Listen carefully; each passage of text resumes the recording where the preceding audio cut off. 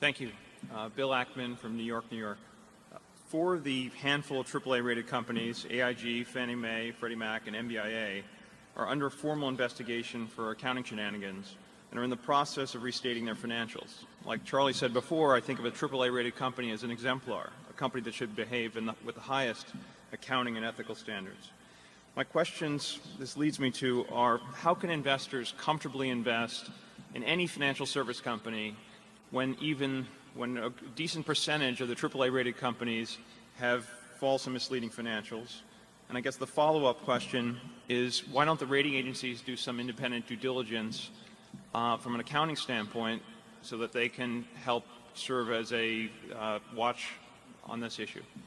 Well, financial companies are more difficult to analyze than many companies. I mean, it is more.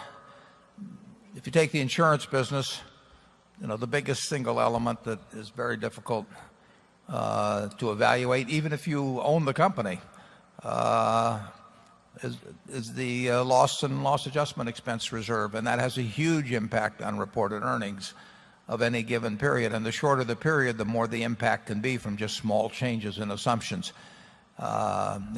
We carry, we'll say, $45 billion of loss reserves, but if I had to bet my life on whether $45 billion turned out to be a little over, a little under, I mean, it'd be I'd think a long time. And you could just as easily have a figure of $45.5 billion or $44.5 billion. And if you were concerned about reporting given earnings in a given period, that would be an easy game to play. In a bank, it basically is whether the loans are any good. And I've been on the boards of banks, and that's, I've gotten surprises. It's tough to tell. It's financial companies. If you're analyzing something like WD-40, or See's Candy, or our brick business, or whatever, they may have good or bad prospects, but you're not likely to be fooling yourself much about what's going on currently. But with financial institutions, it's much tougher. Then you throw in derivatives on top of it. And it's no one probably knows perfectly what some of the, or even within a reasonable range, the exact condition of some of the biggest banks in the world. But that brings you back to the due diligence question of the agencies. You had very high grade, very smart, financially smart people on the boards of both Freddie and Fannie, and yet one was $5 billion and one was apparently $9 billion. Those are big numbers, and I don't think those people were negligent. And it's very, very tough to know precisely what's going on in a financial institution.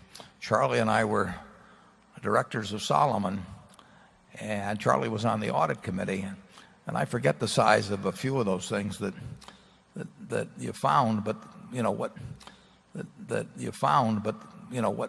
what wasn't found. And that doesn't mean that people below are crooks or anything like that. It just means that it's very tough with thousands and thousands and thousands of complicated transactions, sometimes involving the computations involving multiple variables.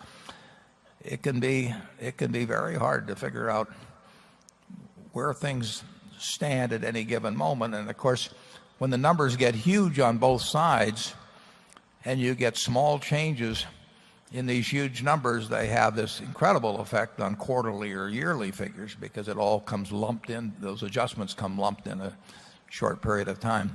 So I just think you have to accept the fact that insurance, banking, finance companies, we've seen all kinds of finance company, both frauds and just big mistakes over time, just one after another over the years.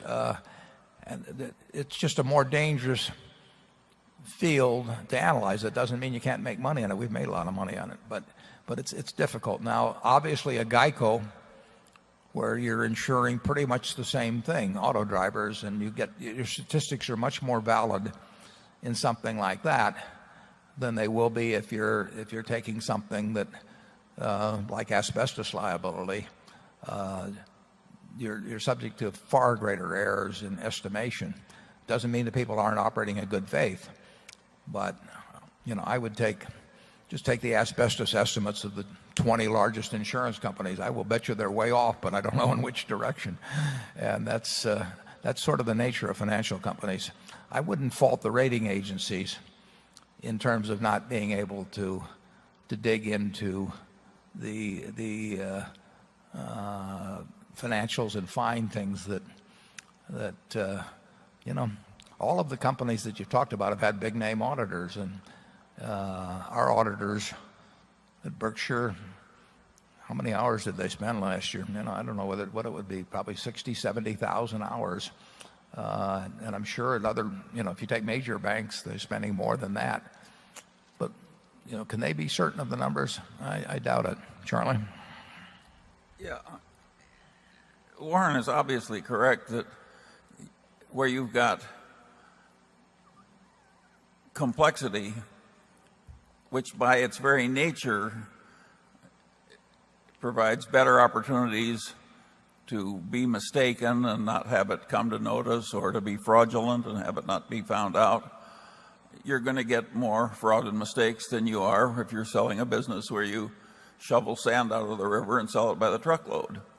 And just as a business that sells natural gas is going to have more explosions than a business that sells sand, a business like these major financial institutions, by its nature, is going to have way more problems. And that will always be true. And it's true when the financial institutions are owned by governments. In fact, some of the worst financial reporting in the world is done by governments. And governments, institutions like government banks in China, etc. So if you don't like the lack of perfect accounting in financial institutions, you're in the wrong world.